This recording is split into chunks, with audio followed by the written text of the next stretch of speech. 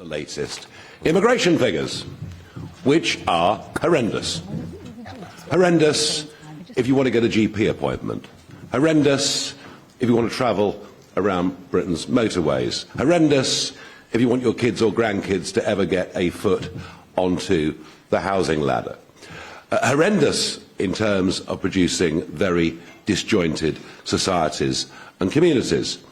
And the message is pretty clear. 750,000 in the last year. And don't believe the lies and spin that it's a 20% reduction from the year before. It isn't. The year before's figures have been raised now in 2 instalments by 230,000. So let's get it into our heads. In 2023, under a Conservative government, nearly 1 million net people came into our country. This after manifestos in 2010, 2015, 2017 and 2019 promising in the first 3 they'd reduce the numbers to tens of thousands a year, and in the last one a substantial reduction. I have had enough of being lied to by the Conservative Party. I don't believe they'll be forgiven at any point in the next few years for what they have done and the impact it's had on people's lives. And you might have noticed, the quicker the population rises, the poorer the average family in Britain becomes. And those figures are now undeniable. Of course, with Labour, it's even worse. And I don't think smashing the gangs is going to work. It's perhaps worth just mentioning briefly that the asylum bill, we've had those figures this morning, that has gone up by 36% in 1 year to 5.38 billion. And that doesn't even include the daily cost of what is happening in the English Channel with drones, with Border Force and with the massive processing centre at Manston. I don't know what the true figure is, but it wouldn't be difficult to work out that it would be several multiples of what has been taken away from Britain's pensioners in terms of their winter fuel allowance and the hit that will be taken by British farmers. But then, why would they matter? They're British. They seem to be always at the back of the queue. So I'm pretty angry about those numbers today. I think the general population will be too. And for Kemi Badenoch to stand up yesterday and read off the autocue as she did, to say we got things slightly wrong. No, you didn't get things slightly wrong. You have fundamentally changed the lives of everybody in this country and diminished living standards for virtually everyone. Enough of the negativity. I am delighted that on Tuesday of this week we went through the 100,000 number. I've led previous political parties. I led UKIP for many years, and the peak we got to then was 46,000. The remarkable thing about the rise over the course of the last few months is it happened at a time when we're not particularly active. We are restructuring, reorganising. As Zia said, we now have 400 parliamentary constituencies that are up and running, and we're about to release them into the field.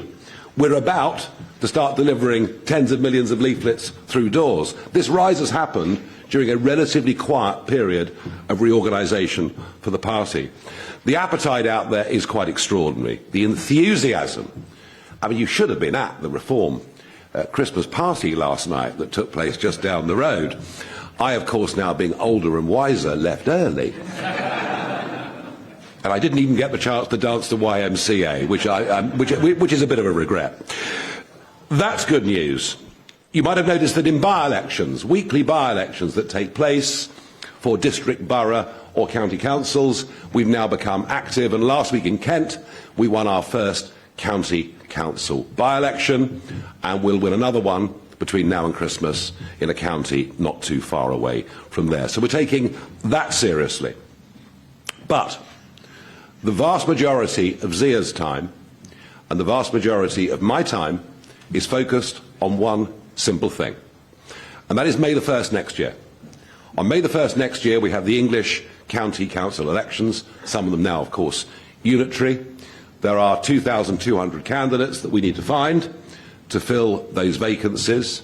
We have so far vetted and approved over 1,000 of them, and we've put in place vetting standards far more rigorous than any political party in Britain has ever undergone before for people standing for local election. Those candidates will be beginning to be adopted, in fact, starting at the end of this week.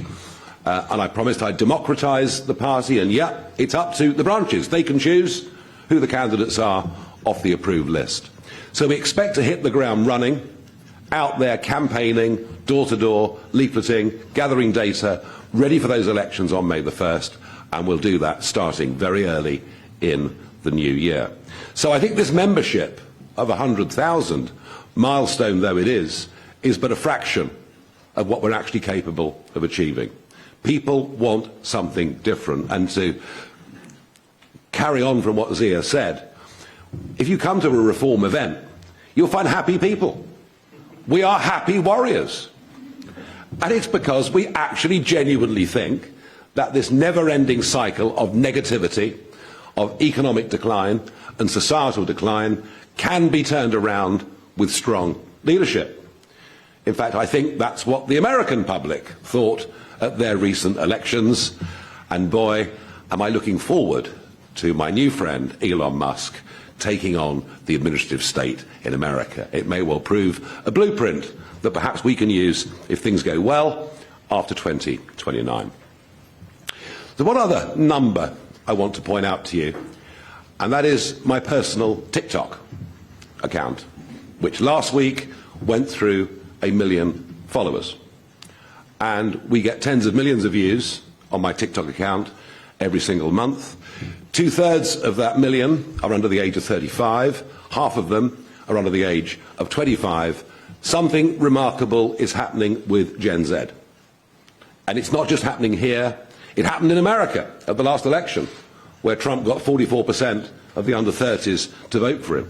Something that was unthinkable in 2016 and 2020. And it's happening across much of the rest of Europe too.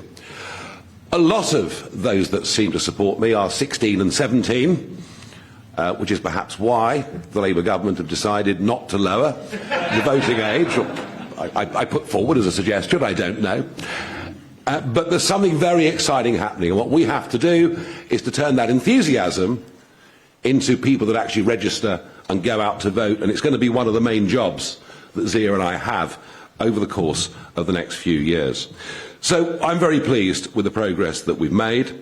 I think there is a feeling, 2/3 of the British voting public, 2/3 say they would like a proper alternative to vote for, not just the main two that have been around for the last 105 years or so, and we intend to fill that gap. This time last year, I was in the Australian jungle, and my thoughts were very far away from re-entering the political fray. I thought, well, at last I've got a big payday and I can enjoy life, but I just couldn't stand by and watch Brexit be squandered in the way that it was by the Conservative government. None of the potential advantages that it was offered, other than foreign policy, frankly, have been taken up. We've got self-government back. Now we need the right people in charge to deliver it. People that actually believe in the nation, believe in their people, and are unafraid to take on the centre-left consensus that so dominates all of our public services in this country, including, sadly, our educational establishment. So, to make it clear, we believe in Britain. We've only just started, but we are on our way. You can judge how well we're doing when we hold a press conference on May the 2nd. But I believe we're going to win a very large number of county council seats up and down this country. Now, we said that when we hit 100,000 members, the lucky winner would go out for a pint with Lee Anderson. Now, I fear that was deeply inaccurate. The use of the singular strikes me as being very unlikely with Lee. And by sheer coincidence, the 100,000 member happens to be a former Conservative Member of Parliament. Who believed that? Isn't that extraordinary that it should have worked out that way? Her name is Dame Andrea Jenkyns. And not only is Andrea joining the party, but after an internal selection process, she has now been selected as our candidate, and she will run to be the newly created Mayor of Lincolnshire on May the 1st next year, and I believe she has every chance of winning. Dame Andrea, I hope you're here.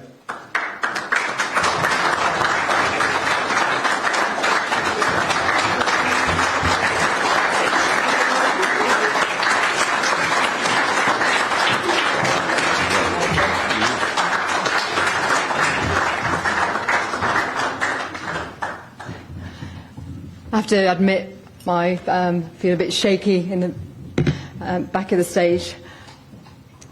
Today, I've joined the party of the brave. Our once great country is at a crisis point. Labour's record speaks volumes already, you must agree. They have compromised our British territories, fleeced our farmers, and they're punishing our pensioners. Their policies are anti-business, anti-aspiration, and detrimental to all that we hold dear as a country. In the past 5 months, as we've seen, our British people have been locked up for expressing their opinions, while real criminals are being released early onto our streets. This is not the Britain that we deserve. But in times of crisis, we need strong leadership. We need those patriotic, brave hearts to be a true voice for the people, and Reform is that voice. We need a party that champions truth, that stands up for the underdog, and that listens to the people. And this is why I have joined Reform. Under Nigel's bold leadership, Richard's dynamism, and the sharp intellect of Zia, Reform UK is surging and membership is soaring. We will be ready to challenge the tired two-party system, and we will deliver the fresh start this country so desperately needs. Now, leaving the Conservative Party, a party I have cherished for decades, was not an easy decision. I've long believed in conservatism and the principles that it should stand for. I stayed loyal. I fought to the bitter end in the general election, going down with a proverbial ship.